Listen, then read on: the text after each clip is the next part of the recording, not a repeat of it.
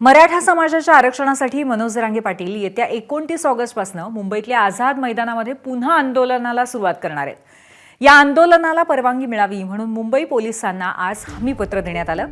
हे पत्र आझाद मैदान पोलीस स्थानकाच्या सुपूर्द करण्यात आलं। दरम्यान मनोज जरांगे यांनी आता मी माघार घेणार नाही, सगळ्या मागण्या मान्य करूनच घेणार असा निर्धार बोलून दाखवलाय। आधी मुंबई जाम मग काम तरच मराठ्यांना देशात मान असं म्हणून 29 ऑगस्टच्या लढाईत जास्तीत जास्त लोकांनी सहभागी व्हावं असं आवाहन जरांगेंनी केलंय। त्याच पार्श्वभूमीवर पाहूयात मराठा आंदोलनाचे समन्वयक वीरेंद्र पवार यांनी काय माहिती दिली।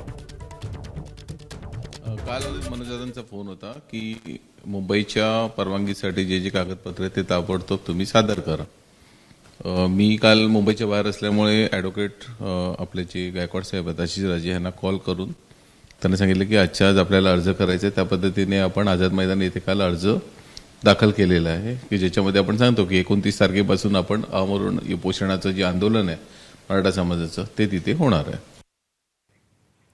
तर दुसरीकडे भविष्यामध्ये मराठा समाजाला कुणबी प्रमाणपत्र मिळाल्यास ओबीसींचं आरक्षण संपून जाईल अशी भीती लक्ष्मण हाके यांनी व्यक्त केलेली आहे।